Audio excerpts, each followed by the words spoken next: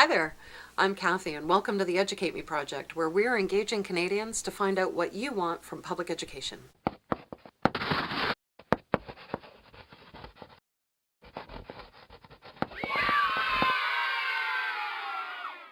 From the moment you tell everybody that you're pregnant, the whole world is going to be full of advice and criticism on everything that you should be doing for your offspring. You have the power to shape their lives in profound ways, and nobody's ever going to let you forget that. So I understand the motivation of parents who feel the need to shop around for the best options for their kids because you don't want to pick the wrong one.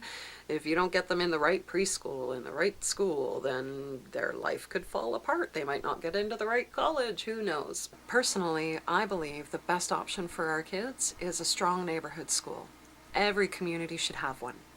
Then parents have the freedom to be a part of the community in a more meaningful way. I feel like parents have sort of fallen into two main roles in the education system. One is advocates, and second as fundraisers. As advocates, there is the fighting for the needs of our own children. Some parents have to fight for years to ensure that the resources their child needs are available for them. That is wrong. The other way that parents are involved in advocacy is in standing up for their schools when schools face closure, or when the system starts talking about making cuts to particular programs that are valuable to parents and families. And to recognize that we're partners, parents and school staff, in helping our children meet their potential. What needs are being met when only the articulate parents are speaking up? I wish that PACs had more time to focus on advocacy than fundraising, which brings me to fundraising. I see it as a real problem when the role of parents is only to bring in more money to the schools to meet the needs that the district is no longer able to provide. And that is creating a huge have-not scenario in districts everywhere. You got deep pockets in some neighborhoods and shallow pockets in others. And is that fair to the kids?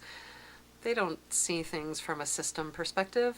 They just know the reality of what's happening in their classroom and their school.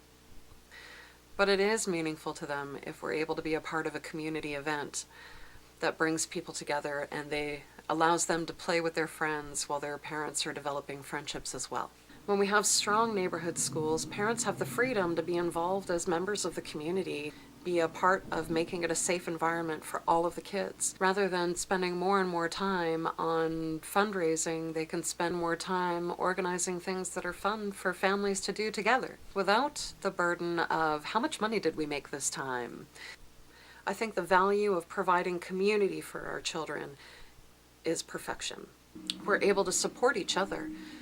It's really valuable when parents have the support of other people in their community. And if you're transporting your kid to another school outside of your community, it makes meeting those needs a lot harder.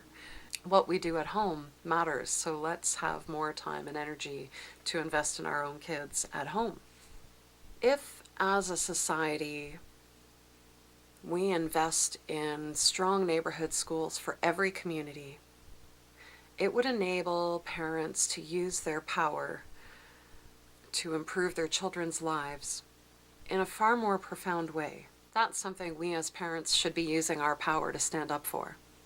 So there's some of my views on the power of parents. I'd love to hear what you have to say. Please be sure to share your questions, comments, and video responses below.